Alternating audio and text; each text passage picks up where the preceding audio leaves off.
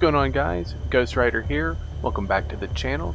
In today's video we're going to be starting a new series called S.T.R.I.K.E. It stands for Systems, Tactics, Radar, Instruction, Knowledge, and Education. It's basically a tips and tricks series. In this series we're going to be breaking down aircraft systems in a simple way, what they do and why they matter in the cockpit and out. First up is the F-14D HUD. Let's break down what you need to know. Let's go ahead and get started.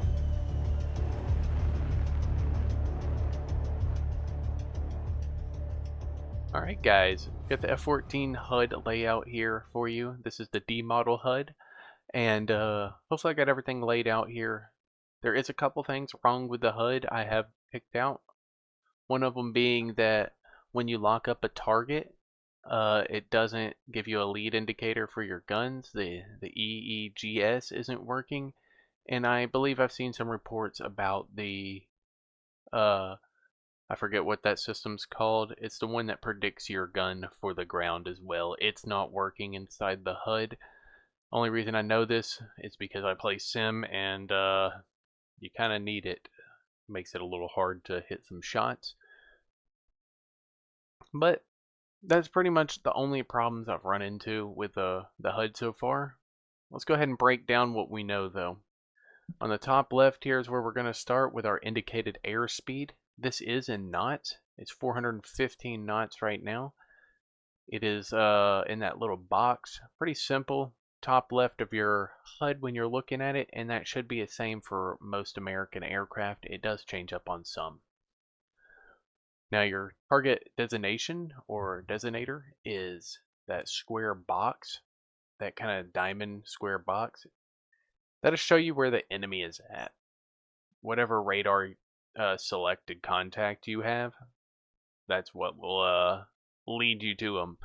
Right now that one's pegged off on to the left side of the HUD because he's actually a lot further to the left and picked up on my radar, but the HUD's not big enough to display that. If you had a helmet mounted display, you could look left and right and you could see like more information when your helmet picks it up, which is really cool. But for the F-14D, it does not have that. Now the weapon range. These three little triangles on the circle in the middle of the HUD, the ring, whatever you want to call it, that's your weapon range. Lets you know what your range is on your weapons, basically, like whichever one you have selected. Bombs, it lets you know the release point for bombs, which is pretty cool. It works just like your radar. It has the lines on your radar as well for missiles, and their range and their max range are marked on there. It's doing the same thing but bringing it into the HUD. Now under that we have AOA, Mach number, and our G meter. The AOA is pretty simple. It's just tells you what, if you're nose up or nose down. Not exactly like that, it's an oversimplification of it, but you go slower, you have to pitch up more to keep air flow under the wings and create lift. So slower you go, more AOA you keep pulling, in a sense. Now you get the Mach number there. That's pretty straightforward. It's going to tell you what how fast you're going in Mach.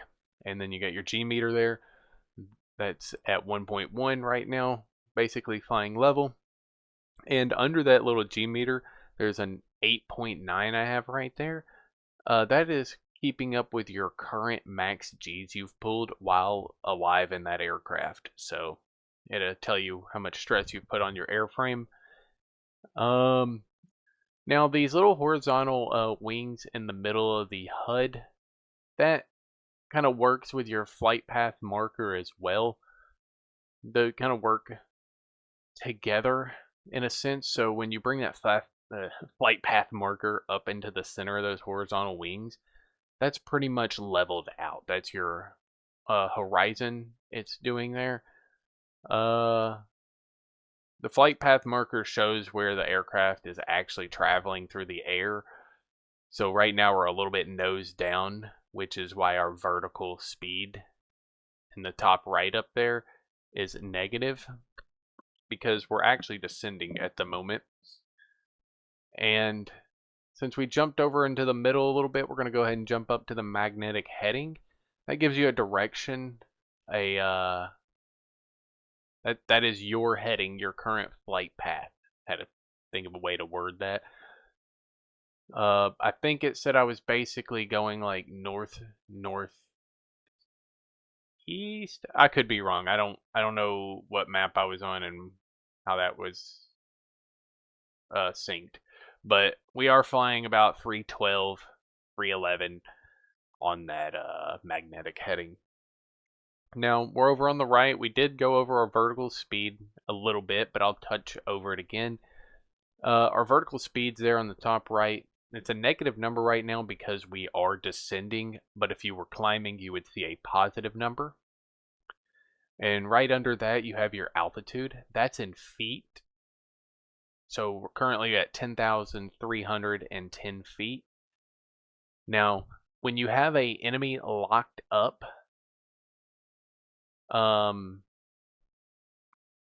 it'll be a negative and a positive number on that as well. I didn't really give the description like I wanted there, but it shows how quickly you're closing on the target on a positive number. A negative number, that means the target would be pulling away from you. Now, with this heads-up display, you also get ranging information, which is really cool. It's something the F-14B Rio could, or the F-14D in B and A, all of them were able to do this through the Rio seat in the back and go ahead and give you a range and a altitude call out, but they don't do that in War Thunder. So that's kind of what we got. The range just tells you how far away they are. They're not going to tell you the height and stuff like that, unfortunately, but at least you can know how far away somebody is. Some people are good about judging it off their radar, just kind of splitting it in half based off what your radar says, which works too. But now you can actually see a solid number that gives you an exact idea of what's going on. Now, TTG, time to go, the estimated time till intercept. This works as well when you launch missiles. So if I were to launch a Phoenix, it would tell me how long I have till it hits the target. It is just an estimate. If it starts maneuvering a lot more, that time's definitely going to go past what it predicted. Now, the selected weapon stations shows up under the little circle in the center of the screen, or the ring, whatever you want to call it. This tells you exactly what weapon you have selected for your aircraft, whether that be bombs, missiles, ATGMs, and whatnot. It'll pop up there. I said ATGMs talking in general. I forget the F-14 doesn't get that weapon loadout, so you're just worried about missiles and bombs for that. That's pretty much the whole layout of the F-14 HUD. Unfortunately, right now the EEGS isn't working, or I would show you how that lead indicator system works. When that does start working, I'll make a little video or a short showing how it looks and everything. But for now, that's all I can explain on the HUD layout for the F-14D. I really hope this helped some people out. And if you enjoyed the video, hit that like button and subscribe. Turn notifications on to keep up with my future uploads, and I'll catch y'all in the next one. Peace.